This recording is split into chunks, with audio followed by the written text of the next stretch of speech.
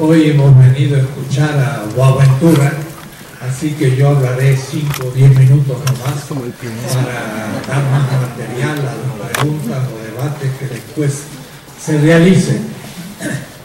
Hace 3 semanas estuve en Marruecos, en Rabat, en una reunión de la UNESCO, muy interesantes, sobre el tema diálogo filosófico sur-sur. Había gente de la China, de la India, el mundo árabe, el África Bantú y América Latina. Y era muy interesante ver el hecho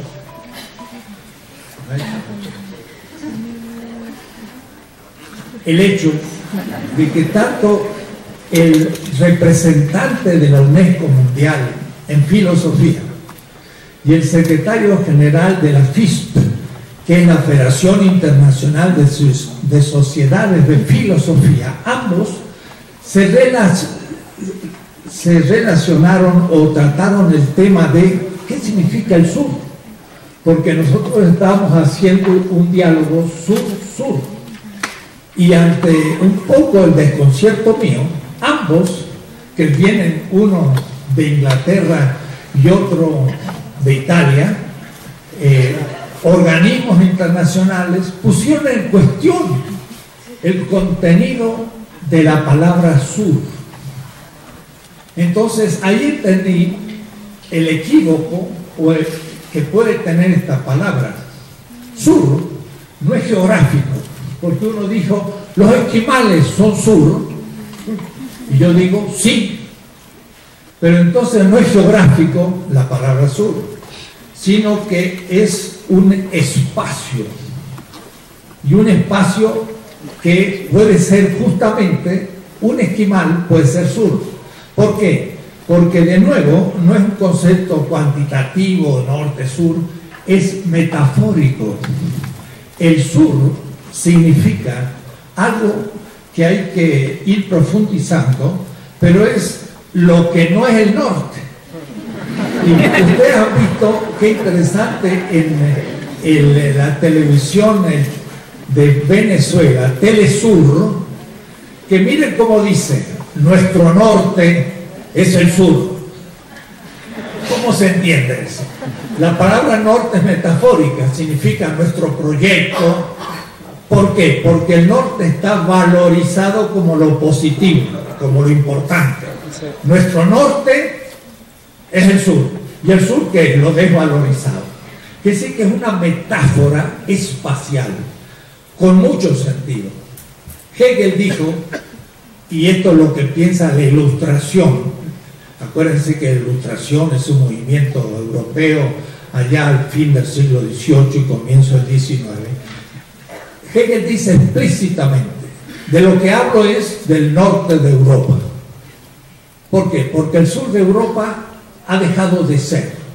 Grecia, Roma, España, Portugal, y por eso Boaventura dice, yo también vengo del sur.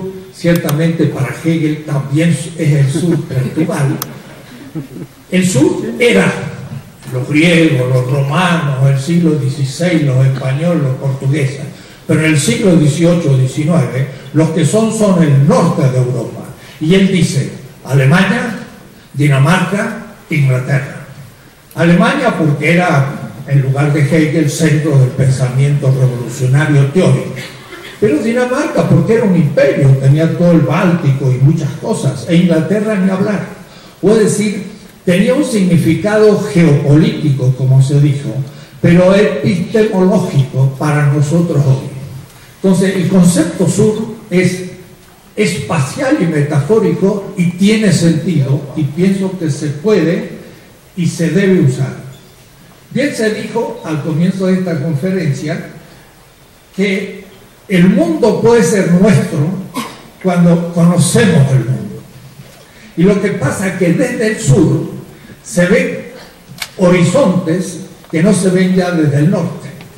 Porque situado en el norte, se interpreta al sur como lo no conocido, lo bárbaro, lo lejano, lo que no es sujeto de la historia. Y entonces se desprecia muchísimo, por supuesto, sus lenguas, sus costumbres y también sus saberes, su ciencia. Piensen ustedes, los árabes en el siglo IX y X eran el centro mundial de la matemática. Ni los chinos ni los europeos podían imitarlos en esa época. Nuestros números son arábigos. ¿De dónde vienen?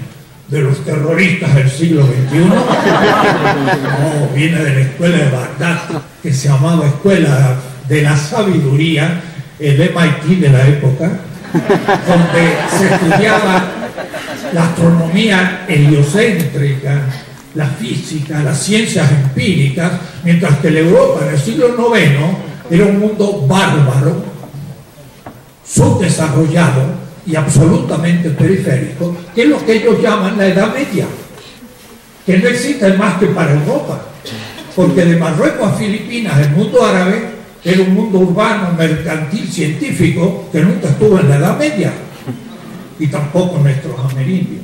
Son esos conceptos eurocéntricos que creemos que valen para algo fuera de Europa. El feudalismo solo existió en Europa, no hay ninguna otra sociedad feudal.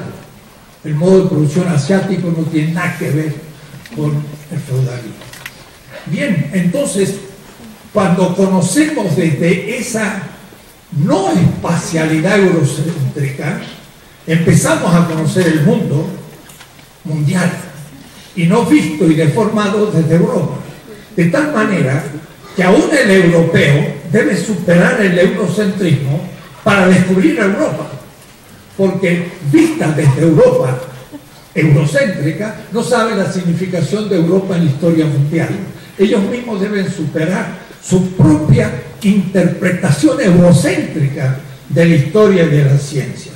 Y se dijo entonces muy bien, cuando conocemos ese mundo mundial, empezamos a poder ser sujetos, porque ese mundo es nuestro mundo, pero mucho más amplio que el expuesto por los europeos. O es decir, el sur es lo excluido, es lo que está fuera del horizonte eurocéntrico.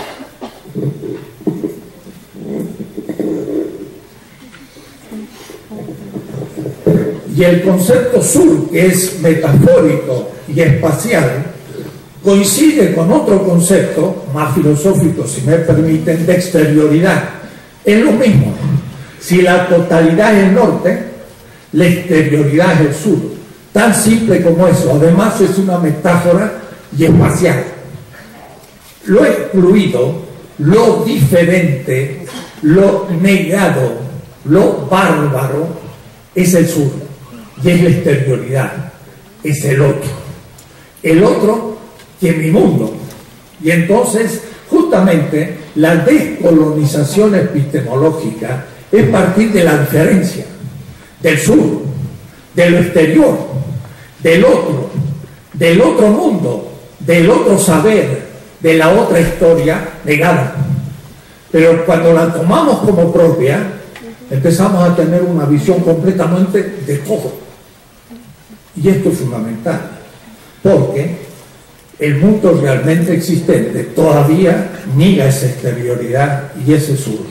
Y por eso que esto es todavía no una colonización meramente política. Decimos que nos independizamos hace 2 siglos, pero vemos que no es así. No es tampoco una independencia militar, que tampoco tenemos, pero soñemos con ella. Pero sobre todo no estamos libres científica, epistemológica, interpretativamente, en todas las ciencias, no en alguna, en todas, hasta la matemática. No hay tiempo para hablar. Varsavsky presentó un tema que se llamaba ciencia, cientificismo y política. Cómo se usa la matemática eurocéntricamente, o desde la alteridad o desde el sur. Puede decir, es un mundo que la ilustración racista, eurocéntrica, negó. Y ahora hay que afirmar la no ilustración, más bien una tradición más romántica, pero tampoco el romanticismo de derecha europea, un no patriarcal, y ahí viene el problema del feminismo, y por lo tanto, más allá del Edipo. El Edipo de Freud también es eurocéntrico, por eso es que hay un hermoso libro que se llama El Edipo africano, al cual se ha hecho referencia aquí de paso. En África.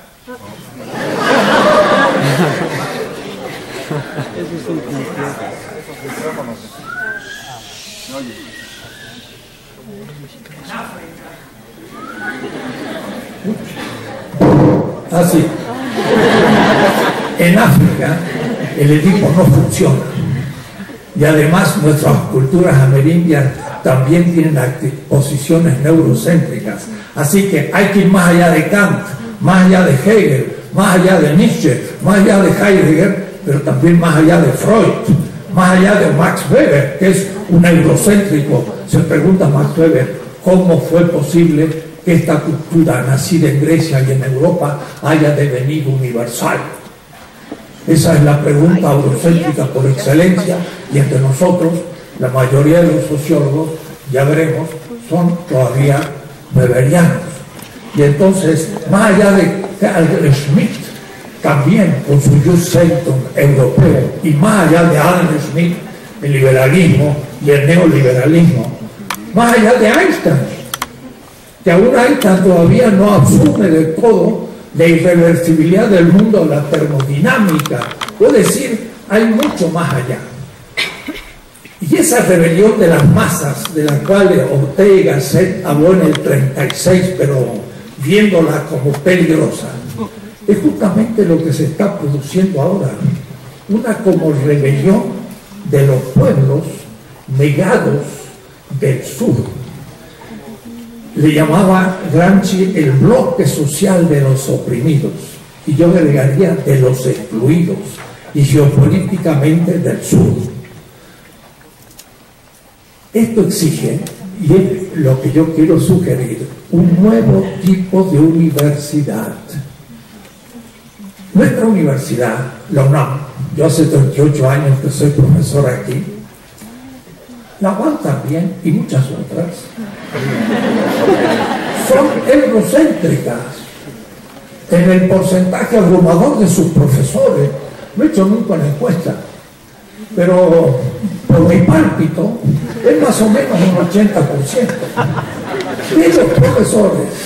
Es decir, seguimos pensando en la Edad Media, seguimos pensando en la barbarie de las culturas originales de América. En la Facultad de Filosofía no hay todavía una cátedra de filosofía de los pueblos originarios, y no se considera todavía en la historia mundial nuestras culturas anterior a la conquista, no prehispánica, lo cual significa algo negativo. O es decir, la mayoría de nuestras ciencias, de hecho, son concebidas todavía eurocéntricamente. Hasta en el arte, si uno dice un cuadro, la Gioconda, una catedral, Notre Dame, una música, la Novena Sinfonía. ¡Ah, qué casualidad! Todos son ejemplos europeos. Y no se me ocurre otro. ¿Por qué? Porque soy eurocéntrico desde la primaria, la secundaria, la prepa y la universidad y el doctorado y hasta los alemanes. Miren qué notable. Dice Novalis, nosotros inventamos la antigüedad. Lo dice Walter Benjamin en el concepto de crítica del romanticismo alemán. ¿Qué quiso decir Novalis? Nosotros inventamos la antigüedad. Significa que los románticos dijeron, todo empezó lo más primitivo en la China, subió en la India, se superó en los persas, llegó a los griegos y romanos, la antigüedad. Eso lo inventaron ellos, porque en realidad la historia va hacia el este y no hacia el oeste. Y ahí están después nuestras culturas amerindias y los incas en el nivel de los egipcios, mesopotámicas, hindúes, chinos, mesoamericanos e incas. La historia va para el este, pero Hegel dice que va para el oeste. Y después entonces inventan todo esto y yo me lo creo y lo enseño, y enseño mi negación, mi inexistencia. Quiere decir que esto de la descolonización epistemológica desde el sur supone un nuevo tipo de universidad crítica donde todas las materias, hasta la biología, y qué decir la medicina, y también la ingeniería, y todas deben estar transidas de esta crítica al pensamiento eurocéntrico y el saber pensar desde nosotros, hasta el marxismo, porque el mismo marxismo puede no ser crítico.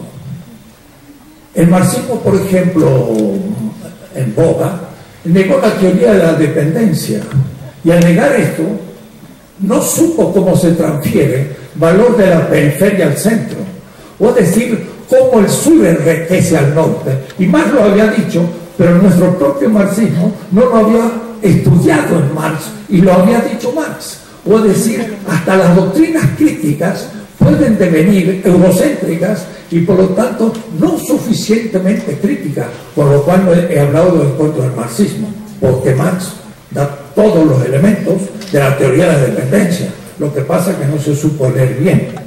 Es decir, esto pone en cuestión todos los ejercicios de la episteme, de la ciencia en la universidad.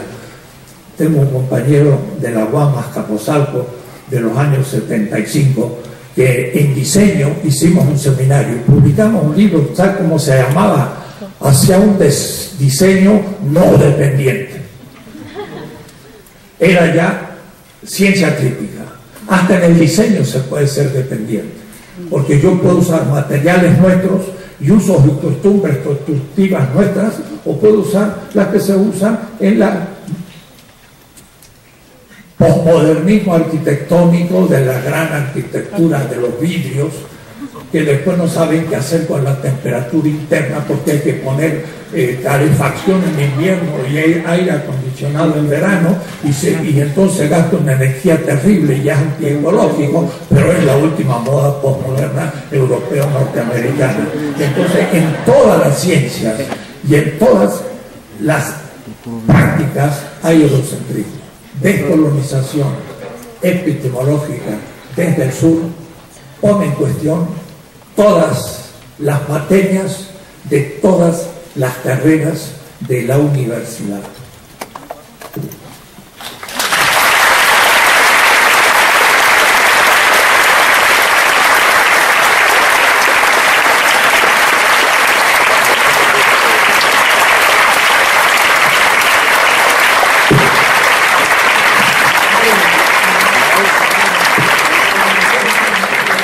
Muchas gracias, Enrique Dussel, fascinante como siempre lo que, pues la manera en que